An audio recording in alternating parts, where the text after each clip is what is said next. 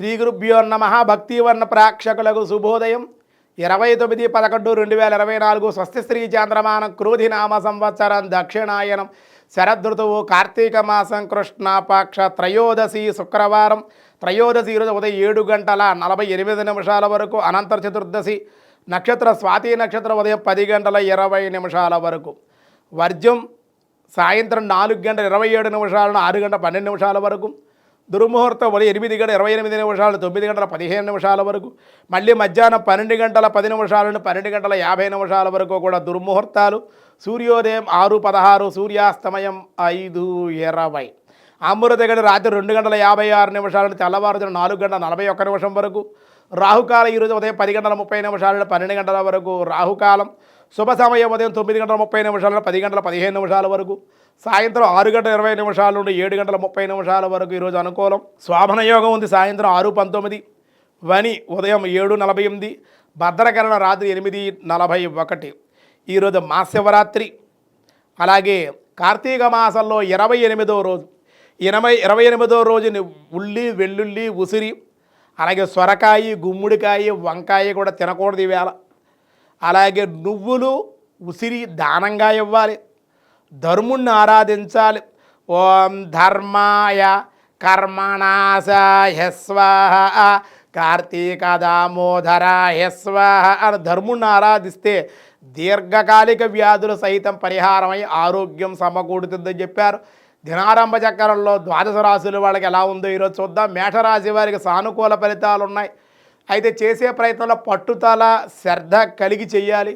అలాగే వృషభ రాశి వారికి ఈరోజు పనులు విశ్రామంగానే కొనసాగే అవకాశం. ప్రతి పనిలో ఏదో ఒక అడ్డంకులు కూడా కలిగే అవకాశం. రావలసిన బాకీలు వసూలు కాక కొంచెం విచారణ కలిగే అవకాశం. మిథున రాశి వారికి పనిలో శ్రమ ఎక్కువగా ఉంటుంది. అశాంతి, ఇబ్బందికరమైన వాతావరణం. సాయంత్రానికి మనసు ప్రశాంతంగా ఉండే అవకాశం. కర్కాటక రాశి వారికి ఈరోజు సానుకూలంగా ఉంది. దేవాలయ దర్శనాలు, పుణ్యక్షేత్రాలు, పుణ్యతీర్థాలు సందర్శించే యోగం ఉంది. సింహరాశి వారికి కూడా ప్రయాణాలు, దూరపు బంధువులు రాక లేదా మీరే తల్లిదండ్రులు కలుసుకోవడం, బంధుమిత్రుల సంగమం ఉంది.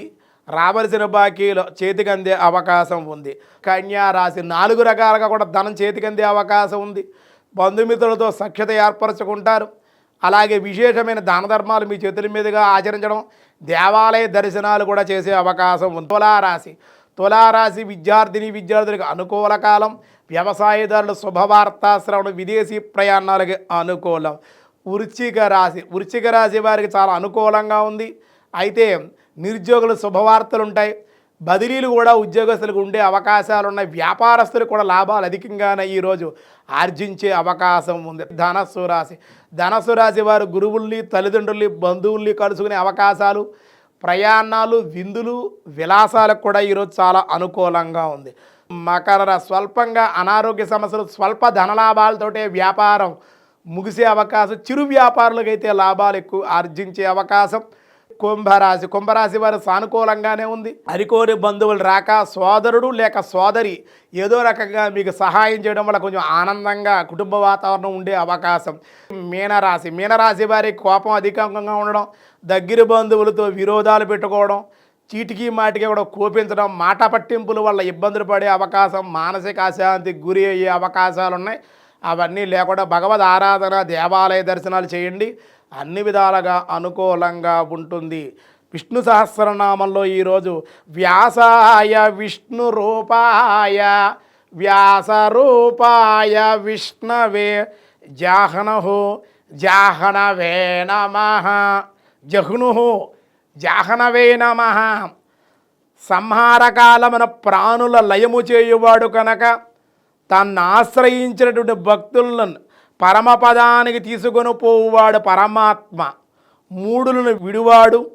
ఈ కారణముల చేతన శ్రీహరి జహ్నుహు అని స్తవనీయుడయ్యారు. పుణ్యాత్ముల్నే ధర్మాత్ములే తన దగ్గర తీసుకున్న మూఢుల్ని మూర్ఖుల్ని తీసుకోడు. అందుకే జహ్నుడు జాహ్నవే నమః అంటే ధర్మంగా, సత్యంగా, ధర్మాన్ని పాటించేటువంటి వాడు, పాలించేటువంటి వాడు అని చెప్పబడదు. మిగతా విషయాలు రేపు చూద్దాం. ఈరోజు స్వస్తి.